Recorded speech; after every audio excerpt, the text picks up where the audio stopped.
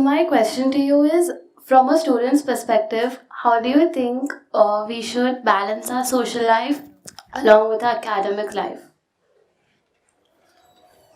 Have people in your social life who do not take you away from your academic life.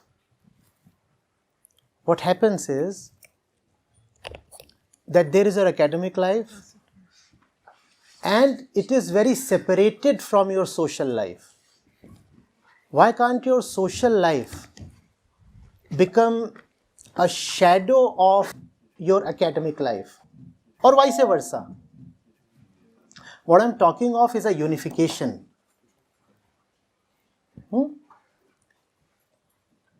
There is usually a contrast, a separation. The friends that we have when it comes to studies are not the same ones we have when it comes to enjoyment. Am I right? One set of study buddies and another set of fun buddies. That separation is not something great. Find out a way where the two can be made one.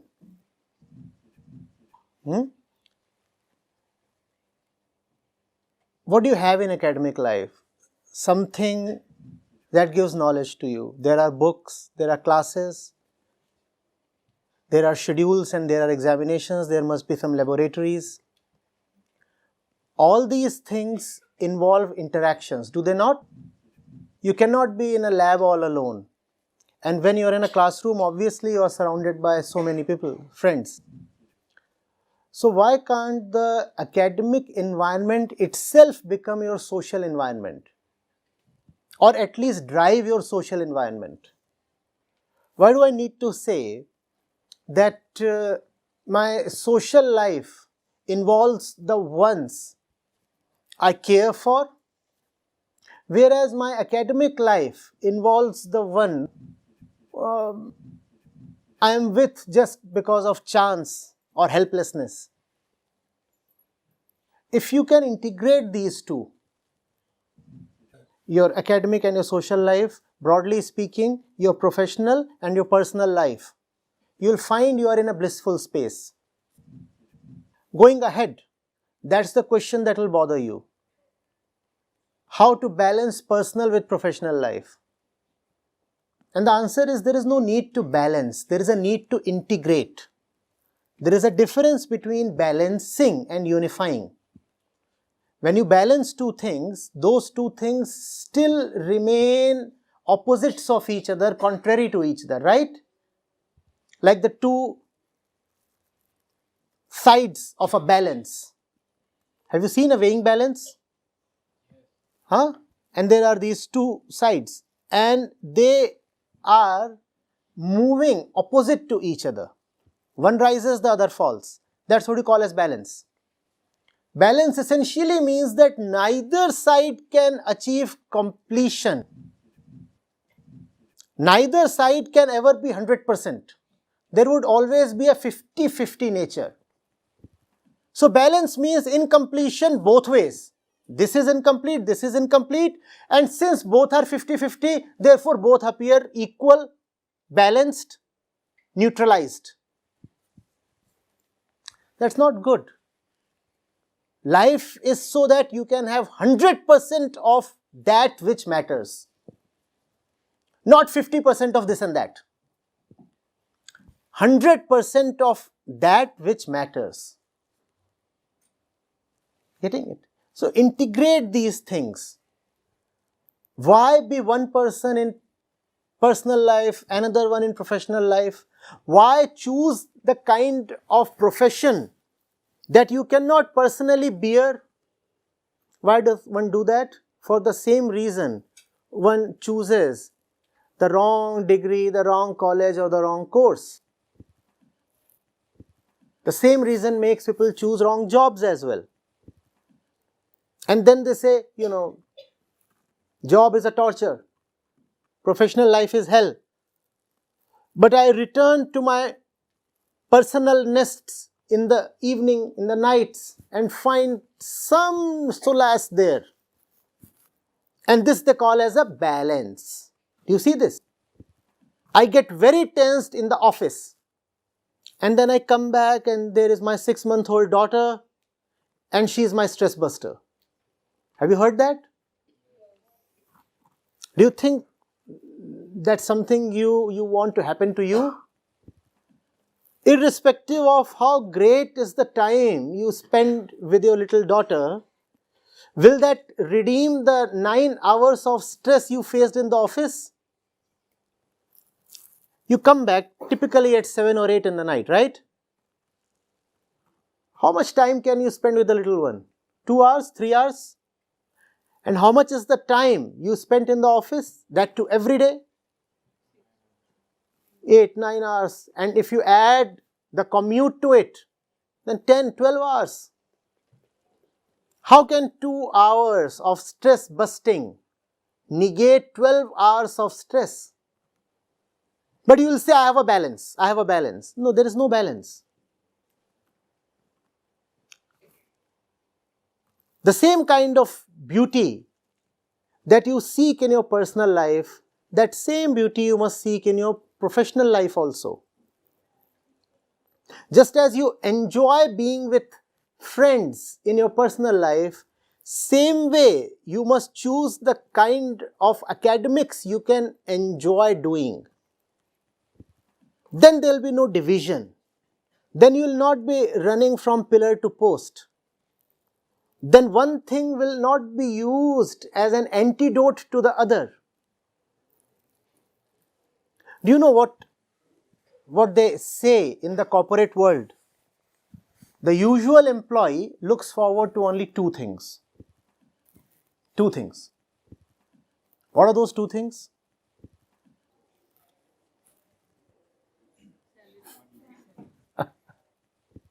Sundays and salary days.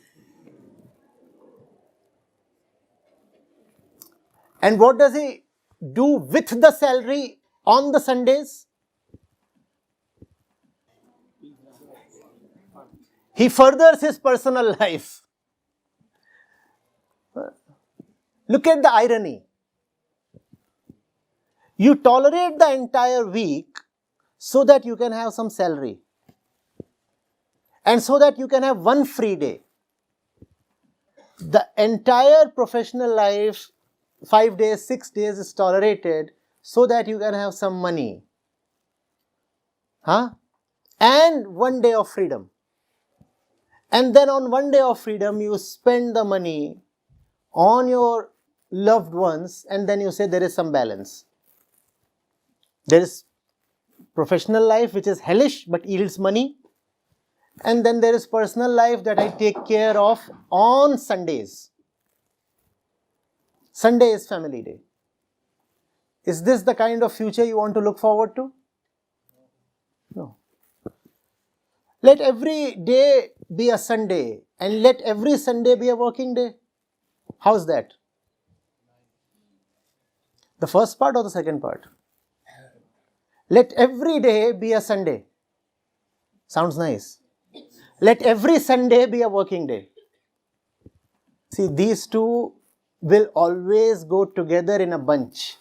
You can't have just one of these. If every day is to be a Sunday, then every Sunday has to be a working day. And believe me, there is no better life possible. If every day could be a working day, then surely you are enjoying your work. Otherwise, every day just can't be a working day. And when every day is a working day, every day is a Sunday. You don't need holidays. You don't need breaks.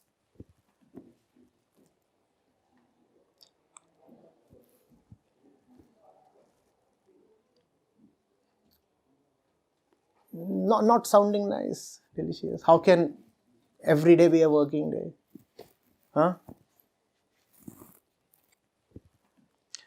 One of my teachers told me when I was your age, no, even younger, class 11th or 12th, they said the person who stops keeping count and track of his Sundays goes very far. The day Sundays will cease mattering to you is the day you have come some distance in your life.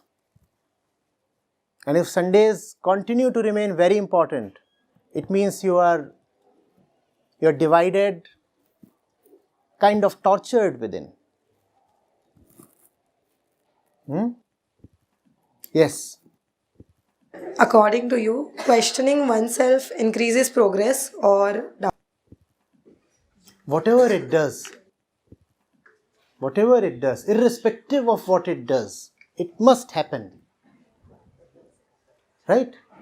And progress cannot happen without self-doubt. If there is no self-doubt, you will stagnate. You will say, I'm already where I need to be. What I'm saying is perfect. Where I'm standing is correct. And as youngsters, you must avoid that kind of confidence, rather brashness. You must always be a little doubtful, a little skeptical, especially of yourself. Even if you feel sure about something, never say, I have settled into a conclusion. That's not the characteristic of a free mind. If you conclude too early, and if you confide in your conclusions too strongly, you will find you are often stuck at very undesirable, very unworthy places. Right? So do question yourself as much as possible, and it will cause a certain discomfort because we have been trained to always display confidence.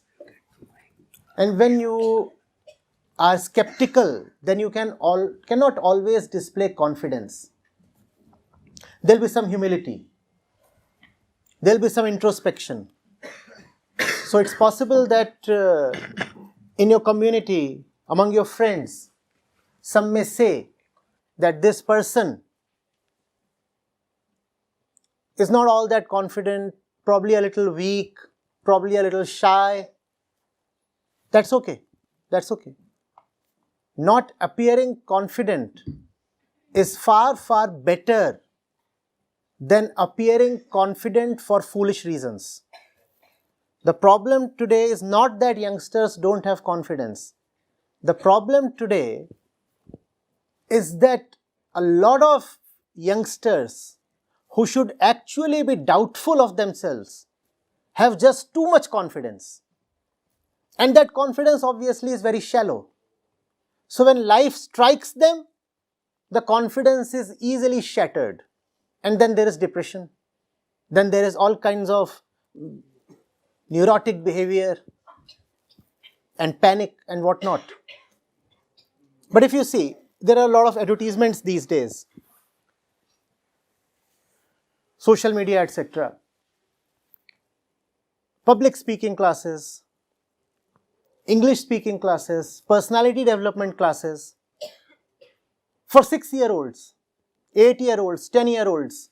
And parents are rushing to admit their wards into such courses and classes. And usually the ads will have an 8 or 10-year-old standing in a very confident pose. Sometimes even in a preachy pose, somewhat like this. Now you wonder, what is this kid so confident about? What does he have? What does he know? But that's the ideal of this time and age. Confidence, just shallow confidence. The mark of the student who's going to progress is that he would continuously be looking inwards. Those who don't look inwards, those who just keep looking outwards and this side and that side and at the world, they never really grow. Right? So, irrespective of what happens as a result of self-inquiry, Never stop questioning yourself. And if you are too concerned about the result, then take it from me, the result would be auspicious. Auspicious. Auspicious is different from desirable. Auspicious is higher than desirable. Keep questioning yourself. Yes. So, sir, that was beautiful, and I'm pretty sure most of them would have taken a lot of inspiration from that. And there's just one last question that I want to ask you personally. Yep. Is that everyone over here asked you a question, but for you, what is something that you want to leave behind as a legacy? As a legacy, I want myself and my words to truly disappear from everywhere. Right? If I have succeeded, then what I have done and what I have said should not be needed anymore.